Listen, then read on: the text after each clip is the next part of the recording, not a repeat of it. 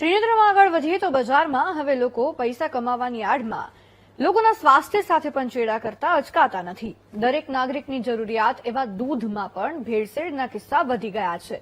નકલી દૂધના ટેન્કરો પકડાવાની ઘટના વચ્ચે રાજકોટની કૃષ્ણા ડેરીના દૂધના નમૂના પણ ફેલ થઈ ગયા છે. ત્યારે કેવી રીતે કૃષ્ણા ડેરીમાં લોકોના સ્વાસ્થ્ય સાથે થઈ રહ્યા હતા ચેડા, આવું જોઈએ.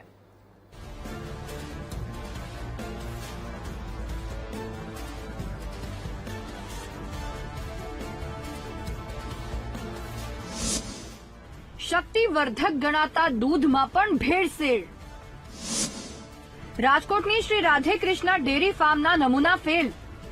દૂધનો ઉપયોગ દરેક ઘરમાં થતો હોય છે, કારણ કે દૂધને એક શક્તિવર્ધકના રૂપમાં જોવામાં આવે છે. પરંતુ હવે તે શક્તિવર્ધક દૂધ પણ શક્તિવર્ધક નથી રહ્યું, કારણ કે ભેળસેળિયાઓએ તેમાં પણ ભેળસેળ કરવામાં કાંઈ બાકી નથી રાખ્યું. વાત રાજકોટના સોરઠિયાવાડી વિસ્તારમાં આવેલા શ્રી રાધે કૃષ્ણા ડેરી ફાર્મની છે. ફેબ્રુઆરી મહિનામાં ડેરીમાંથી દૂધના નમૂના લેવાયા હતા, જેનો હવે રિપોર્ટ સામે આવ્યો છે, જેમાં લેવાયેલા 3 નમૂના ફેલ થયા. દૂધમાં ફોરેન ફેટની હાજરી જોવા મળી. દૂધમાં ફેટ વધારવા માટે વેજીટેબલ ઓઇલ અને અન્ય વસ્તુઓની ભેળસેળ થતી હોવાનું સ્પષ્ટ થયું છે. લેબોરેટરીમાંથી એનું જે રિઝલ્ટ આવ્યું છે એમાં ખાસ કરીને એ દૂધમાં BR value at 40 degree centigrade તાપમાન જોવા જઈએ તો એમાં જે છે ફોરેન ફેટની હાજરી મળી આવી છે. અનુસંધાને આ દૂધનો નમૂનો છે સબ સ્ટાન્ડર્ડ ડિક્લેર થયો છે. સબ સ્ટાન્ડર્ડ નમૂના આવતા હવે જે છે એજ્યુડિકેશનની કાર્યવાહી જે છે આ પેઢી ઉપર આગળ ધરવામાં આવશે.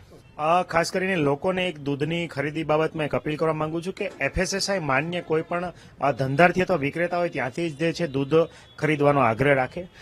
રાજ્યમાં નકલી દૂધ ઝડપાવવું અને દૂધમાં ભેળસેળ કરવી કોઈ પહેલી ઘટના તો છે નહીં, છતાં હજુ પણ રાજ્યનું આરોગ્ય વિભાગ ઊંઘતું હોય તેવું લાગી રહ્યું છે.